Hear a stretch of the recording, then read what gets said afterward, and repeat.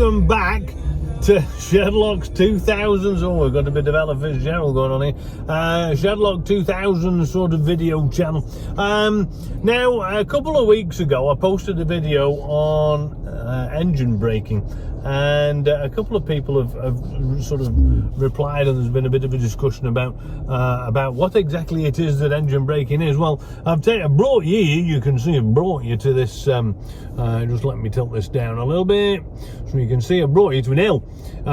This was one of the parks in our local Lethbridge area, and so I've brought you because I'm going to show you how it, what it is really, and you can see the weather isn't really very accommodating here, is it? It's sort of snowy and stuff. Now, I am currently in Automagic, and the vehicle is choosing its gears for me. Now, I can't show you this because I can either show you the road or I can show you the sort of gear change thing, but well, it'll only say D anyway. But basically what I'm going to do is I'm going to set off as we start here now to about 20 kilometers an hour. I've no idea what that is in English. It's many. Now, I've taken my foot off the gas at 20 kilometers an hour, and I'm going to continue to go down here, just in drive, automatic, in sort of what do they call it? Automagic.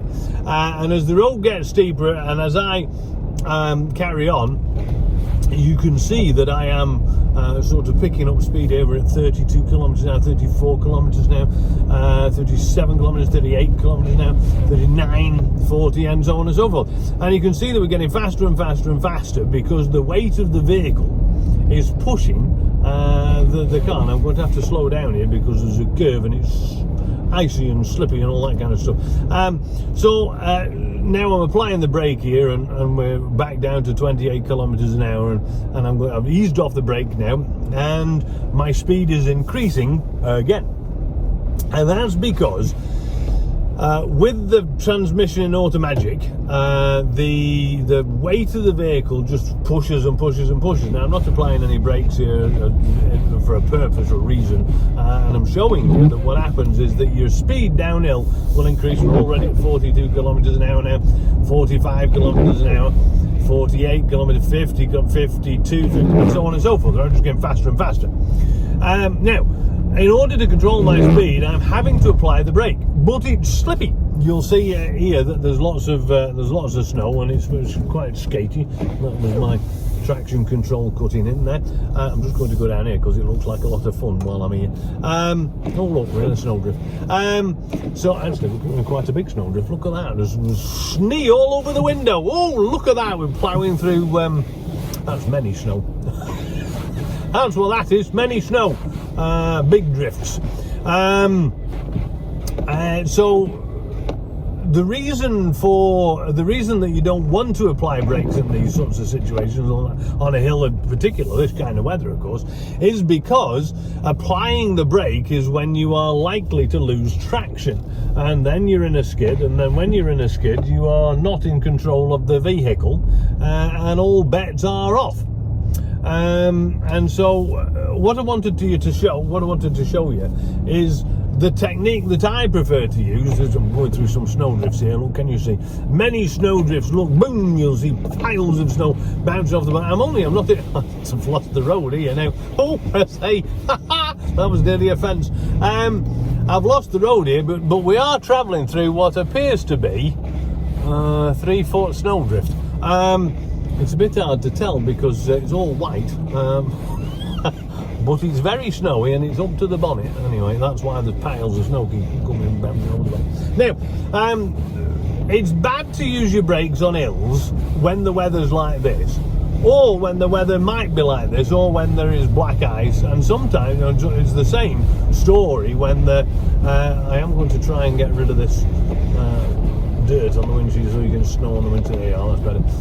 So it's always better, especially when towing, to let the engine do the work for you, because that way you're not in any risk of jeopardising your traction on the road by the use of brakes. So what I'm going to do is I'm just going to drive back up this hill now, which is, I don't know what it is. It's not very steep, is it? But it's steepish.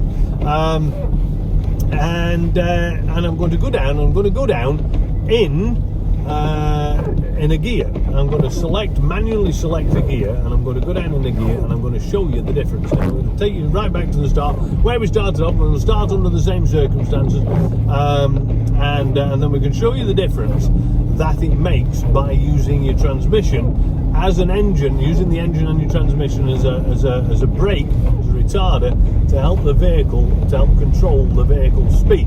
50-mile-an-hour winds here up on the top, and we have got 2 feet of snow down kicking about, but you can't see it because it's all blown into Montana, which is in that direction. He says, pointing that direction.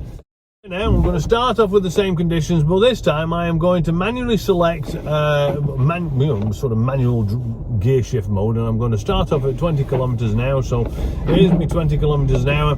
I am going to engage manual selection, which is the sport mode, and I'm going to lock it in first. And my speed is now 18 kilometers an hour, and 17 kilometers an hour, 16 kilometers an hour, 15 kilometers an hour, 14 kilometers an hour. Now I'm not touching the brakes or anything. All I'm doing is I'm using the engine, what is known as engine braking, which is the mechanism of turning the engine into a compressor. I'm going to pull over here because Buddy is wanting to pass through. I'm using the engine as a compressor, and even on the steep bit here, I'm not using any brakes or anything like that. I'm just jingling down the hill as we are, jingle on and bother on as it were. I'm jingling down the hill under the engine braking. Now you see this prize prune here in front. This is what normally happens, is that you get people that have to, you can see the brake lights coming on, they have to use the brake lights, they have to use the brake to control the speed, and he's hard on the brakes here. Now he's going steady enough, so he's not likely to lose lose control of the vehicle, and so this kind of braking here probably isn't worrisome. I'm doing 11 kilometers an hour here now. I'm going to move it up to second gear. So I've engaged second gear now, and I've still not got my foot on the brakes. I'm doing 17, 18, 19, 20, and I'm at 1800 RPM at 21 kilometers an hour, and I'm at 2000 RPM now at 23 kilometers an hour. No brakes, look, and I'm making this corner that I had to slow down for. I'm making it fine, and in fact I've moved up a gear. I'm at 2200 RPM now, and I'm sort of steady at 27 kilometers an hour. And so what I'm doing here is I'm using the engine and turning it into a compressor by not feeding it fuel and locking it in a smaller and lower gear to force the vehicle to slow down. Now I'm going to drop it into first, and we've gone from 30 and now we're down to 27 already. Look, 27, 24, and you can probably hear the engine's making a lot of noise, but that's the point. 25, sorry, 22, 21, 20, 19, 18, and we're stopping all on its own here, you see. So this is the point of using your engine as an engine brake rather than using, you can see it slowing down to that. I'm not touching the brake or anything, it's just coming to a very, very steady halt now. 1000 RPM. We won't go any lower than this because at about 800 RPM, that's this speed, 8 kilometers an hour. This speed is what you do at in first gear at 800 RPM, idle 750 RPM or whatever it is. And so that's that. Right, so what I was trying to tell you in the other video is that the engine braking isn't very good, and that means that when I shoved it into first, in other Land Rover vehicles, and certainly diesel Land Rover vehicles and older Land Rover vehicles, what used to happen is that the compression ratio was far greater, and it would force more braking, more natural braking, more engine braking, and so the speed decrease would have been faster, and you'd have been able to control your descent better. Now, when something has rolling momentum, were I to be doing like 50 or 60, 80 or 110 kilometers an hour or something like that, I'm going to have to take my little teddy bear out the window here because he's steaming up. Water magic. heating system, and so what that means is that you've got greater control over your descent speed, and that's important because if you're descending a hill with some weight pushing you behind you, you want more engine braking because you want the vehicle to be able to hold back that extra mass, that extra momentum that you've got going on. And this engine, which is the point of the other video that I made, this engine isn't capable of doing that because it's got quite a low or not a very good engine braking, which means that if I were travelling down there at 80 kilometres an hour, I just dropped a couple of gears, very little would happen because there's not a lot of compression in the engine to force the vehicle to slow down. Now, one of my commenters did mention to me, he says, well, why don't you engage the hill descent control?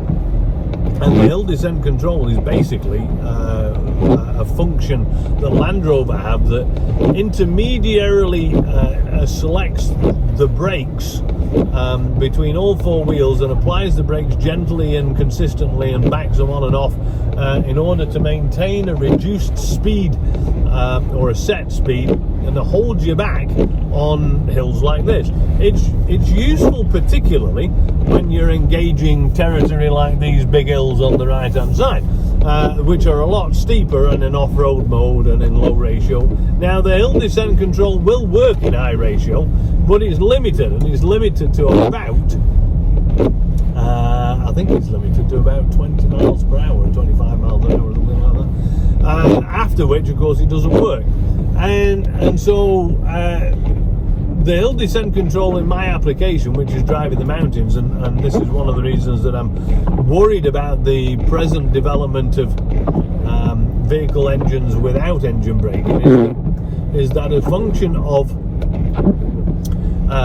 a lack of engine braking and a hill descent control that won't work sort of above 25 miles an hour means that when you're mountain driving and you're doing, I don't know, 80 or 90 kilometers an hour, you come to a bend but it's snowy and it's icy and you want to control your descent without you want to reduce your speed without, depending upon the brakes.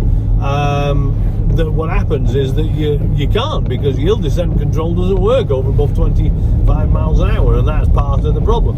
So I'm going to spin around here again. I'm going to engage the hill descent mode. It sounds a bit like Clarkson now, doesn't it? Engage power!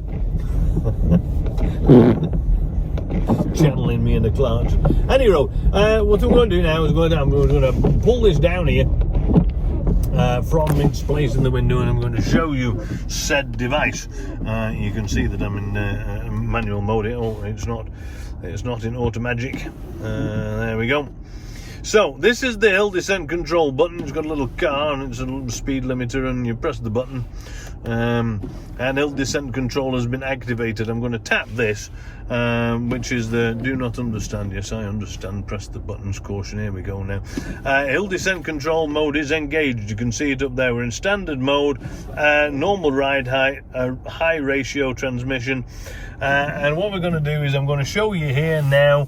You can see the hill descent control symbol is on, and this green barrier is the operational speed of the hill descent control, and you can see that currently it's at about 10 kilometers an hour, and it caps out at 30 kilometers an hour. Now, by means of using why is this not auto thinking anyway? By means of using the cruise control, you can move that little pointer, this little chap here, you can move it up and down. Look, can you see how it's going faster? I'm going to make it go faster. And so I can set my speed here. This is the hill descent control, setting the speed at 20 kilometers an hour. Now I'll leave this in automatic, which is this way, and you can see that we're in drive here. And what I'm going to do is I'm just going to set off. I'm going to accelerate to 20 kilometers an hour like we did before. He says, where are we? There we are. And then I'm going to let it off, and the hill descent control is now keeping it at that speed, which is the one where the little green marker is. Can you see? Roughly 20 kilometers an hour there, at 19, and so on and so forth. Now I can make it go slower here, and I'm just going to back it down, and you can see that very quickly my speed has dropped to what I've set it at, which is 16. And now I can make it go even slower. We'll set it for, I don't know what it's set at now. 10, is it a 13 or something? We can see that it's set at 13 now, or 11, and we're doing 11, and so the hill descent control works by means of applying the brakes. Now this is fine, but as I increase the speed, the maximum speed is 30 kilometers an hour, and that's it. So I cannot maintain the speed any more than that. So as I'm careering down here now, this is as fast as the hill descent control will operate, and accordingly, if you were in the mountains, it would be not of much use, as it were, in trying to slow you down to about 80 or, I don't know, 70 or 60 or something kilometers an hour. But dropping a few gears would ordinarily do exactly that, and that's the difficulty, really. It's all gone blurry, hasn't it? There we are. And that's the difficulty with using hill descent control in sort of a mountain driving sort of ordinary sort of speed, sort of highway speed, and the fact that it doesn't, basically, is the story. So there you go. That is the difference between engine braking, hill descent control, and using the foot or regular gears to slow you down. I hope that little video has been of some help. There is another function on the Land Rover Defender that is called the all-terrain progress control, and that is a function which sort of requires, so this automatic terrain progress control function operates on the same button. You can see here that there's a, can you see this? The symbol's changed. It's no longer going downhill, it's going forwards.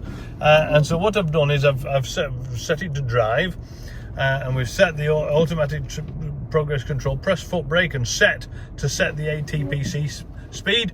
So I'm going to set it to 10. Here we are. You can see the little thing's gone into the green, and as I release the foot brake, and I've set that now to, what have I set it to here? Come on, engage. There we go. I've set it to 10 kilometers an hour, and I have taken my foot off the, can you see both of my feet are just on the floor here, and off it goes. It's trolling along, doing it's mighty nice. And I can set this speed to whatever within this green banner, the same green banner as it was before, and so I've now set it to, I don't know what that is, 15 kilometers an hour or something, and off we go, trolling along, bumpity bump, 15 kilometers an hour. It's in drive, so it does all the things for you, and I can, if I can straighten this, I'll just accelerate a little bit more. I've set it now to 18 kilometers an hour, 19 kilometers an hour, off we go.